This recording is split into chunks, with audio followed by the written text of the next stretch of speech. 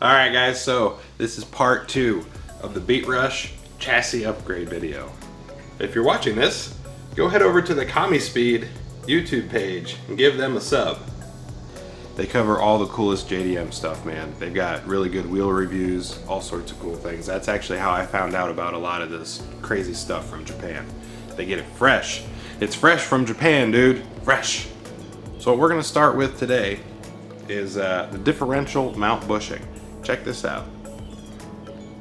Come on, camera, focus.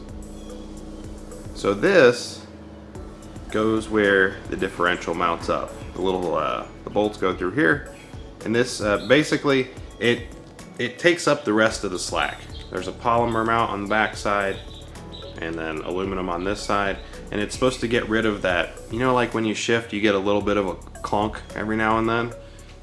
Well, this is supposed to fix that. So I think it's a good upgrade. Ready to install it? But while we're back there, we're also going to do something else. We're going to learn to translate Japanese. No. We've also got the rear suspension member stopper. These guys. Now what these do, if you remember in the last video, the rear suspension member, it's kind of like, it's the cross member that goes across like the back of the car. There's a little bit of slop in there, and you put these bushings in place on top of the OEM ones. You don't have to replace bushings, you just add these to it, and it tightens everything up and removes that little bit of slop that's in the back end. So between that and the differential members, I think that the booty is going to get real tight. Sorry. Alright, so this is where one set of the bushings go. Rear wheel. Notice the HKS Hypermax beautifully sitting there proud. You go up a little bit over here, and that's where the front set goes. Now the rear set goes back here. This is where we were operating at before.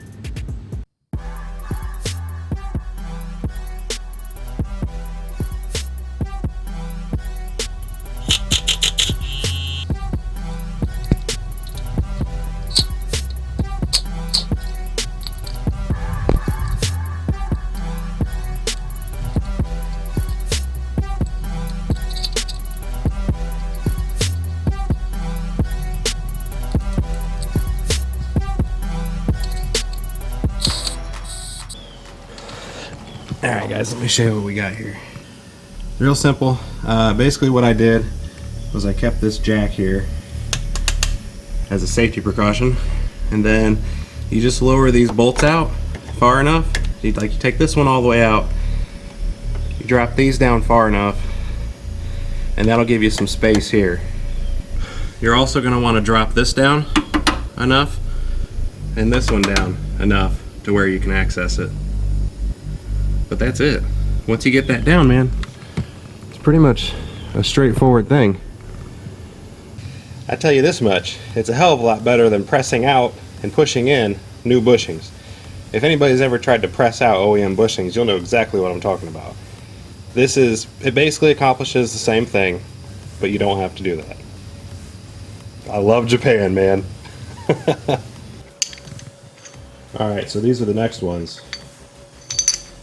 These are basically the same principle, same idea. But instead of going on the one that's in the front, they go to this one here.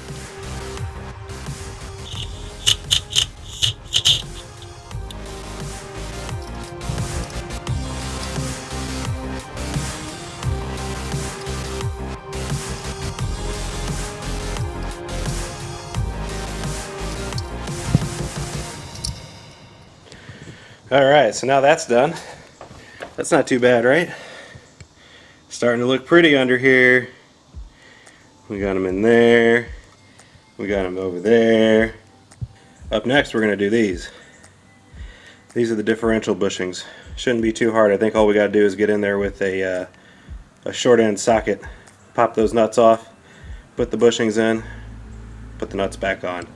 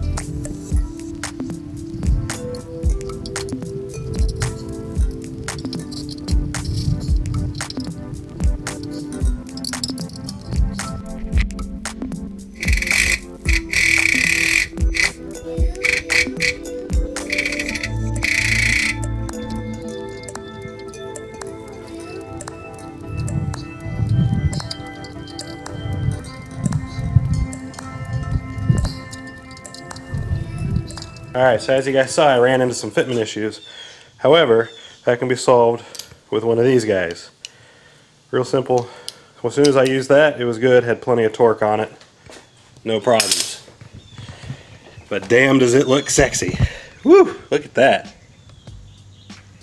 Oh, that's awesome. Good stuff, man. Good stuff. Okay, so that was the rear member stopper and the differential bushing install. As you can see, it's not the easiest thing to do. It's not the hardest thing to do. I think one of the most important aspects is knowing how to, okay, well this is the pitching rod, this is what's next. But just imagine this as the rear cross member. So you got a bolt in over here and a bolt in over here. Well, you know, if this doesn't come down far enough to get that bushing in there, you can lower this bolt down a little bit and it'll drop. And you just keep doing that until you get just enough space to slide it through. You really don't need to take off the whole cross member to do it. So that's a plus. As if you were going to actually replace the bushings by using a press, the whole thing would have to come out. So I gotta hand it to Beatrush on that. You guys are pretty smart.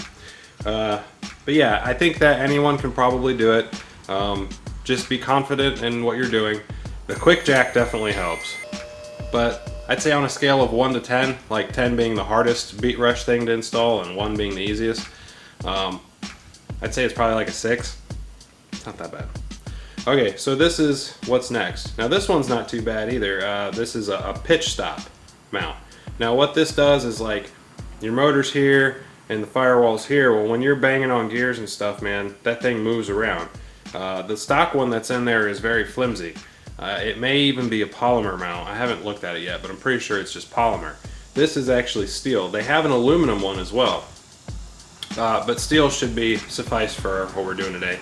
To do this, all we have to do is take off the top mount intercooler and just replace it. You don't have to jack the motor up or down or anything like that. It just goes in, goes out real easy.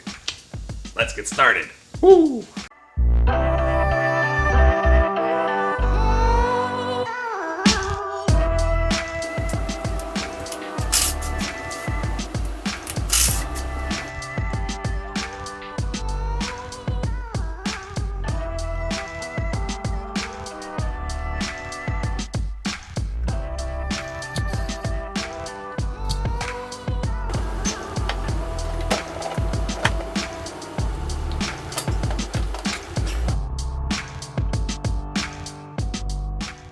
Alright, so we got the top mount intercooler off. This is what we're going to be replacing. This fella right here. And yep, sure enough, it's polymer. So the Beatrush component is definitely going to be better.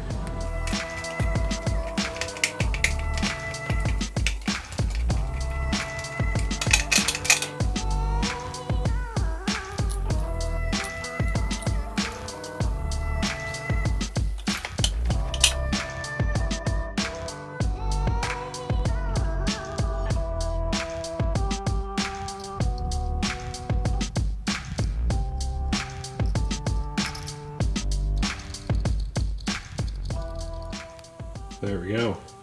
That's the pitch stopper. Not too hard. Not very easy though, when you consider it is somewhat difficult to remove the top mount intercooler because of the coupler situation. That's kind of a pain in the ass. The pitch stopper is a real pitch. It was being a pitch the whole way through it. I looked at it one time and I said, "Pitch? You better do what you're told. Pitch with a P." Alright, so I'm going to go ahead and throw back on the top mount intercooler over here. And then we're going to do the front and rear strut tower braces. Aha! We're finally at the finish line. Guess what time it is? Yeah, front strut brace. This is a beautiful piece. This is definitely superiorly engineered to maximize chassis stiffness. Yeah, so it's got this nice big thick bar. Everybody loves a good thick rod. And it's real easy. You just toss it on the car. Ah.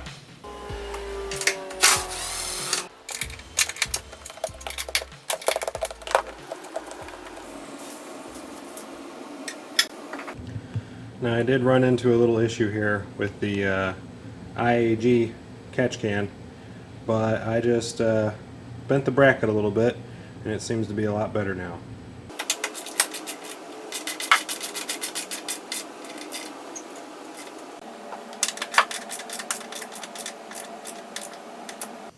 Alright, so there we go. That's the front Beatrush strut tower brace. And I've got a Grimspeed top mount intercooler, which this is basically the biggest top mount intercooler that you can get. And it fits. There is a little bit of a touch issue over here. It's really, really close. But I don't think it'll rattle or make any noise. I mean, it's pretty solid, man. It's not really going anywhere. Alright, so we're at the last piece. We are finally at the end of the Beatrush chassis upgrade install stuff.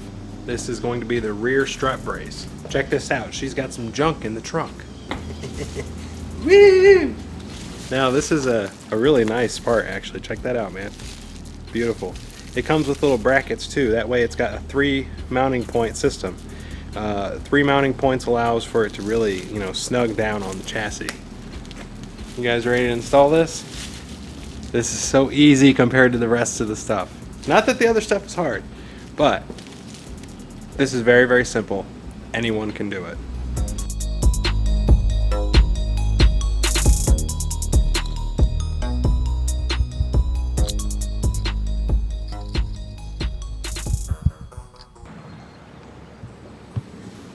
And this is what we're left with. So basically this thing installs underneath these little flaps here. See that? See those couple bolts back there? Just like the front, you want to make sure that you've got the car on the ground for this. Otherwise the struts will drop down when you undo those bolts.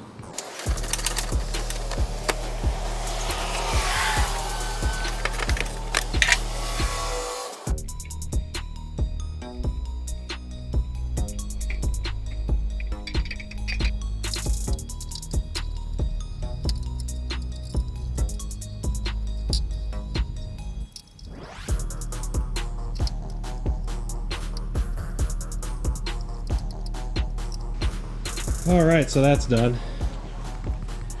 But this is beautiful. Look at that. Oh yeah. Beatrush.